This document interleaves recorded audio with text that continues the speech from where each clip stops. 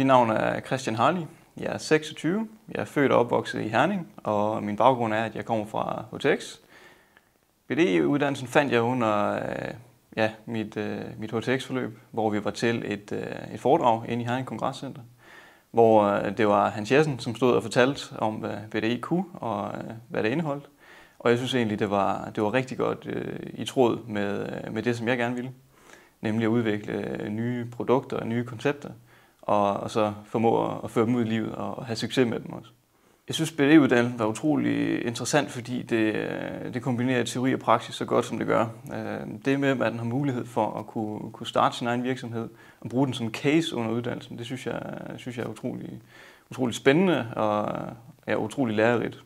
Det er noget andet end at skulle sidde og læse om det og skulle prøve det af i virkeligheden. For mig var det næsten selvskrevet, at jeg skulle starte egen virksomhed under BDE. Kimen til min virksomhed blev allerede lagt under HTX, hvor jeg allerede skrev projekter om det. Det havde jeg så mulighed for at fortsætte med på BDE, bruge min virksomhed som case og få prøvet nogle ting af, både rent teknisk og forretningsmæssigt, inden vi begav os ud på rigtig dybt vand, så at sige. Min virksomhed hedder Energy og er en teknologiudviklingsvirksomhed, der arbejder med solenergi. I øjeblikket arbejder vi med et koncept, som henvender sig til enfamilieshuse, som skal gøre disse selvforsynende med varme og el på årsbasis, uden at det påvirker æstetikken negativt, og samtidig med, at forbrugeren oplever en besparelse fra dag 1.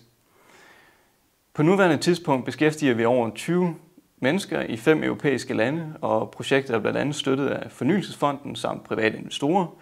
Og målet lige nu er, at vi skal lave 2 demonstrationsprojekter. Et i Lind, lidt syd for Herning, og et ved Vejle ved det nye GreenTech Center.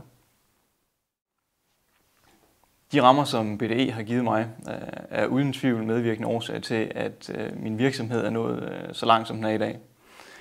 Hvis jeg skulle prøve at fremhæve nogle højdepunkter fra opstarten af virksomheden, jamen, vi har blandt andet vundet Venture Cup inden for CleanTech-kategorien. Så har vi formået at tiltrække kapital både gennem legater og andre offentlige instanser. Vi har kunnet tiltrække private investorer, men måske vigtigst af alt, så har vi også kunne skabe det nødvendige momentum og det nødvendige netværk, som er så essentielt for en lille nystartet virksomhed som vores. Hvis jeg skulle give en god grund til at starte på BDE-uddannelsen, så er det uden tvivl, at det giver muligheden for at starte egen virksomhed under uddannelse. Den mulighed får du aldrig igen, medmindre du har tænkt dig at bruge 3-4 år af dit liv efter endt uddannelse, uden løn vel at mærke, på at starte din virksomhed op. På BDE-uddannelsen der får du muligheden for at kombinere det at tage en uddannelse med at kunne starte egen virksomhed, uden det har nogen omkostninger for dig.